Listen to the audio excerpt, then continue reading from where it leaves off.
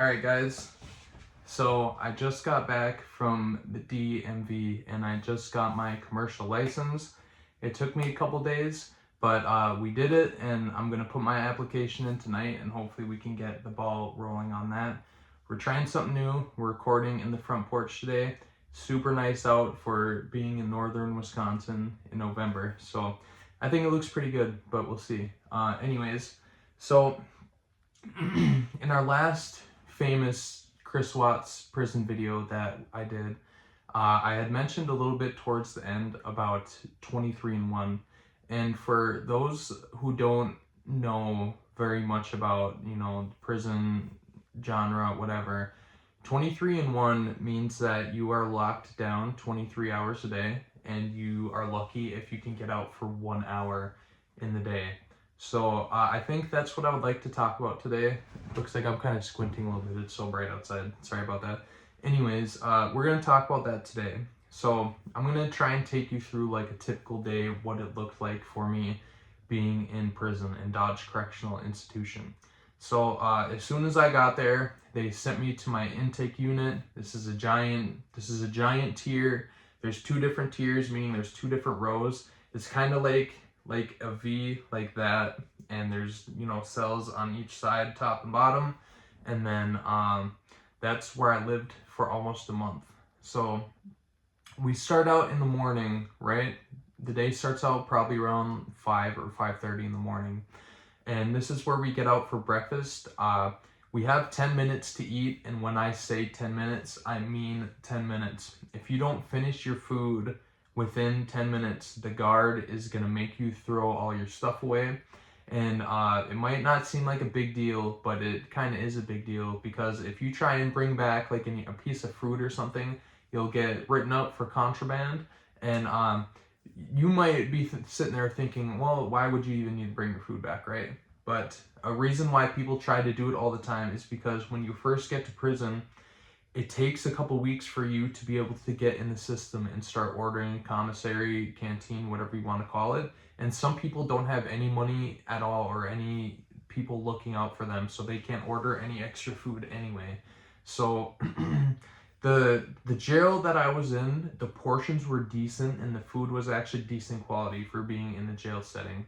But in prison, people usually say that prison food is better. But for me, it wasn't. In Wisconsin, it's not. So the trays are just tinier, and the food is just worse quality. So like a typical tray would look like just like a tiny piece of chicken. You get maybe like a piece of bread and butter and like a couple green beans. And for like a full grown man, that's not enough to eat something of that small of a portion for 3 times a day. So that sucked. And if you were lucky like me, you would have a cellmate who had already been there for a couple weeks. They already got their commissary, and my cellie was super cool. I remember, I think I told you guys a little bit about him in the last video. He was this old biker dude. He had been in prison a bunch of times before. He had everything figured out. He didn't have that much money, but one thing that he would do is he would buy a box of crackers, and he would get a jar of peanut butter. You can get this for probably like $5. That's one good thing about prison compared to jail, is that the food is way cheaper. A ramen noodle, which is pretty much currency when you're in jail, it's stamps in prison. I think I mentioned this before. But a ramen noodle in the jail that I was in was almost 80 cents. And then when I got to prison, it's 22 cents. And it's not just those, everything is marked down a little bit. So what he would do, he would get a bunch of crackers, and he would get a jar of peanut butter, and he would just spread peanut butter on crackers. And it's not, the best snack in the world, but one thing it did do is it's filling, and it helped us get through. And he absolutely did not have to share with me. There's not a rule in prison or jail that says that your cellie has to share with you if they got it and you don't, but thankfully he did.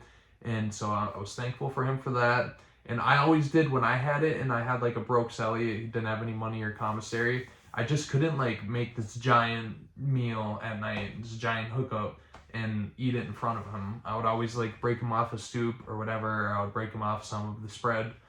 And I just look at things like that if I was in the situation, how I would want the person, you know, to treat me. So you gotta pay it forward so you get it back when you need it. Anyways, so we would get out for 10 minutes for breakfast, and then maybe 11 o'clock is when lunch rolls around, and then you get out another 10 minutes for that same thing. You better finish your food or else they're gonna make you throw it away. And then in between lunch and dinner, they'll do showers, but you only get to get a shower like once, probably every 2 or 3 days, which sucks. I like taking showers every day, but how the showers worked, there was just like a separate area in the unit that we were in. It's just like another little off. There's a hallway that goes into it, and there's 3 different stalls in there, and the stalls thankfully have doors and they're private. And that's kind of a big deal because you don't want to be showering with dudes when you're in a maximum security prison. And I'm not saying that like sexual orientation has anything to do with that at all. It doesn't.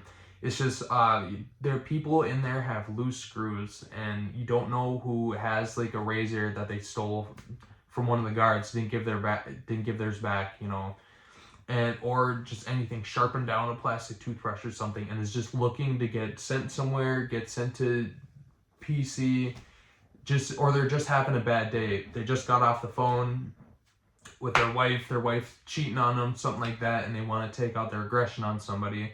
You never know when something like that's going to happen, so you don't want to be in a big open shower with someone who's attacking you, because you don't want to be naked trying to fend someone off when the ground is slippery, there's soap and water everywhere.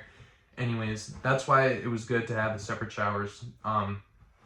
Anyways, that would be another 10 minutes, and then dinner would come around probably like 4 o'clock maybe, and then after dinner, that's when they do the phone calls, and it's the same thing with the showers. You'll be lucky if you get a phone call every like 2 or 3 days, and it's just 4 phones on the wall that's in the unit. They call 4 people down at a time, usually 2 cells. There's usually 2 people in a cell, so that'll be 4 people, and then you get to go down and use the phone, and your people better answer. It's the same thing. I forgot to say this about the showers too, ma'am. It's the same thing like the lunch trays. If you don't finish taking a shower in 10 minutes, they're going to cut the water off on the 10-minute mark. They're super petty like that. Doesn't matter if your whole face is covered in soap. They don't care, okay? They're going to shut it off, and you're going to have to find a way to get all the soap off your face and off your eyes, whatever. Same thing with the phone call. You just get one call. If you dial your people's number and for some reason they're away from the phone for a second, if you miss it, you can't double dial. You got to go back up to your cell, and you're going to have to wait another couple days until you get to use the phone again. And this sucks. I remember when I got sentenced and I was leaving jail, they don't tell you when you're getting shipped off. So I would tell my fiance, like every Sunday or Wednesday, they usually ship people on like Monday or Thursdays, I think it is. I don't remember. But I would tell her, I'd be like, if I don't call you tomorrow, or, you know, if you don't hear from me, that means I got shipped off to prison. And then it's going to be like almost like a whole week almost until you can talk to your people again. So that was really nice when I got to get on the phone again after not speaking to her for however long. So thankfully she answered, because some people don't answer. Like, imagine if you waited a whole week, you didn't get to talk to any of your people, and you call them and they're away from their phone, and then you got to wait another couple days to do it. So you're lucky if you get out for another like 10 minutes for that. So that would be 10 for breakfast, 10 for lunch, 10 for shower, 10 for phone call. And remember, the shower and the phone calls are every other couple days. There's a couple more different things that you can get out of your cell to do. So you got to do lots of like blood work and go to the nurse if you have any sort of conditions or anything, or they just want to make sure that you're healthy, you don't have any like STDs or anything. So you'll get to walk down to the nurse's office and stuff like that by yourself. And that's where I saw Chris Watson last video, was on the way to the nurse, our famous little video. And the last thing that you can get out for is to go to rec. So you can actually get out for a decent amount of time during rec. I think it's like 45 minutes. I was in there in March, I believe, still when it was really cold out. So the first day that we did rec, I was actually able to go outside onto the rec yard, which was awesome because they call out a couple different units at a time to go to rec. So I actually saw someone who I was in jail with on the rec yard, and we got to catch up, walk the yard, everything. It was pretty cool. But all the other different times that we did rec, it had snowed again, so they just brought us to the weight room, which wasn't as good as going outside. Even though it was frozen, it was still nice to be outside and get that fresh air. So these are all the different little things that you're hoping that you can do to get out of the cell. If you're lucky like me, you had a cool cellie, and he had already been there. I talked about this before. He already had a deck of cards, and he taught me how to play cribbage, and we did that pretty much all day. Another thing you can get out of your cell for is to go to the library. They have a bunch of crappy books, but you know, something's better than nothing. You gotta, with the tools that you have to pass time, even if it's small, you have to take what you gotta take what you got and make the best out of it. If you don't have a lot, you gotta make the best out of it, and that's the whole way that you get through a jail or prison sentence. It's just, you gotta know how to stay sane and pass the time. So I think that's where we are gonna leave off today. I just wanted to say thank you again to like all the new subscribers, all the old subscribers. We're gonna be able to get this message out to a lot of people. We're at like over 4,000 now, which is crazy. The trajectory the past couple days has been insane. So thank you guys. Please keep running it up. I'm gonna try and not wait another almost a week to get a video to you guys. I lost my voice, and I'm gonna have a lot of time before I start my job to just sit at home. The kids will be at school, so I'm gonna try and get you guys a bunch of videos. But in the meantime, stay out of jail. Don't do drugs, and I love you guys. Thank you guys again so much for the support, and hopefully you guys got some entertainment out of this video, and I'll see you guys in the next one. Thank you.